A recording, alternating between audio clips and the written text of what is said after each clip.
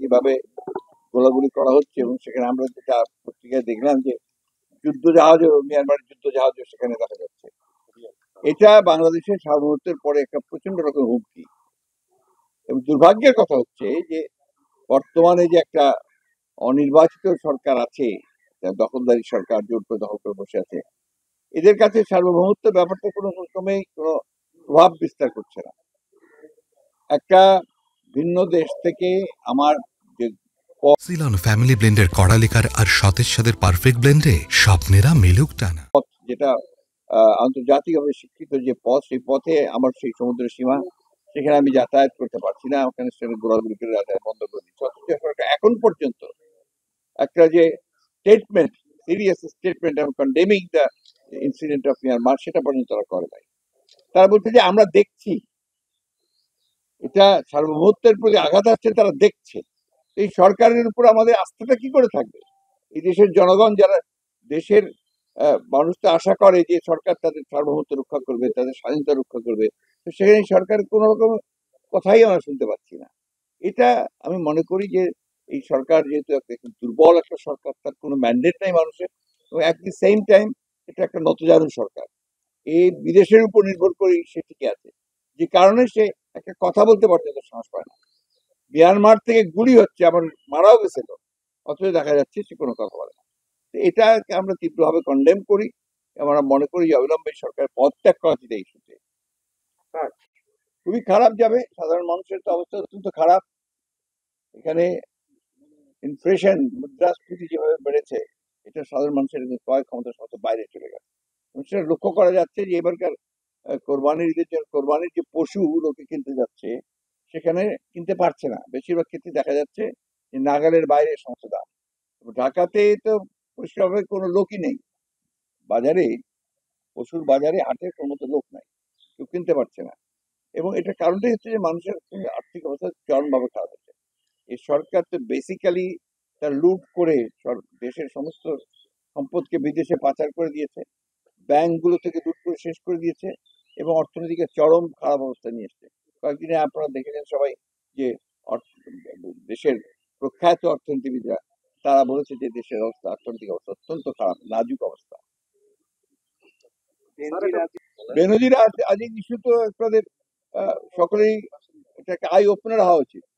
যে সমস্ত কর্মকর্তা কর্মচারীরা এই দেশে মনে করছেন যে তারা আপনার এই আওয়ামী লীগকে সমর্থন করে লুটপাট করে দিয়ে তারা টিকে থাকতে পারবেন, আলটিমেটলি টিকে থাকা যায় না।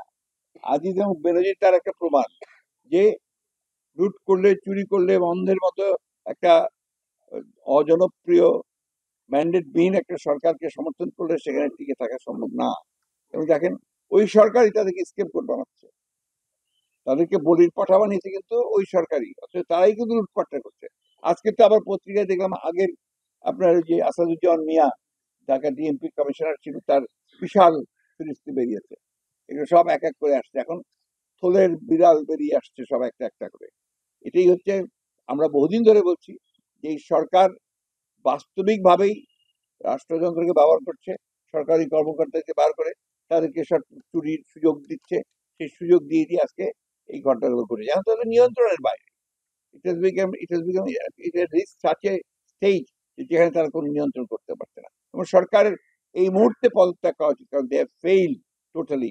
তারা রাষ্ট্র পরিচালনা করতে, শাসন করতে, তারা দুঃশাসন সৃষ্টি করেছে এবং ব্যর্থ হয়েছে রাষ্ট্র পরিচালনা করতে। আন্দোলনে তো কোনো ব্যর্থতা নাই, একটা আন্দোলন কখনো ব্যর্থ হতে পারে না, একটা ন্যায়সঙ্গত আন্দোলন কোনোদিন ব্যর্থ হয় না। আজকে যদি সেটা হতো তাহলে তো অনেক আগে আপনার বাংলাদেশের স্বাধীন হতো না, আমাদের রাষ্ট্রভাষাও আপনার বাংলা হতো না। আন্দোলন হয়তো সাময়িকভাবে সীমিত হয়েছে সরকারের দমননীতির কারণে, এই আন্দোলন চলমান আছে এবং আরো তীব্র হবে। আর একটা রাজনৈতিক দলের এই যে পরিবর্তন যে হয়, এটা সেই রাজনৈতিক দলকে আরো শক্তিশালী করার জন্য হয়।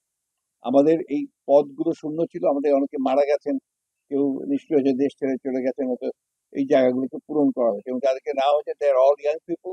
আমরা অত্যন্ত আশাবাদী যে এই পরিবর্তনের পর আমাদের দল আরো বেশি শক্তিশালী হবে।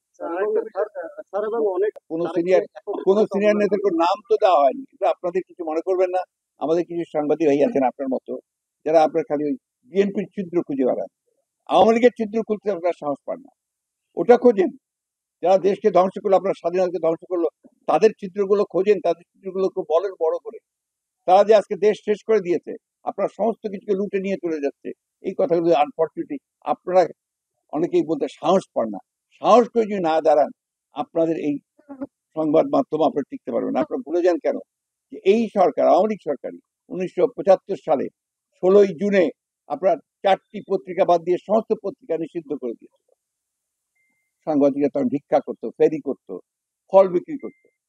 দেশ গভর্নমেন্ট আজকে সেই অবস্থায় তারা নিয়ে এসছে। আপনার অনেকগুলো চ্যানেল হয়েছেন, কিন্তু আপনাদের একমাত্র কাজ হচ্ছে যে আপনাদের মালিকের ইচ্ছা ছাড়া আপনি কিছুই করতে পারবেন না। এবং ওই জন্য এই প্রশ্নগুলো আপনারা করতেছেন। বিএনপিকে আপনার আহ, সাংগঠনিক বিএনপি সাংগঠনিক পরিবর্তন করবেই, তার প্রয়োজন হলে সে করবে না। এটা কোনো ন্যাশনাল ইস্যু না তো। ন্যাশনাল ইস্যু হচ্ছে আমি যেগুলো বললাম সেগুলো। আরেকটা বিষয় হচ্ছে স্যার, আপনাদের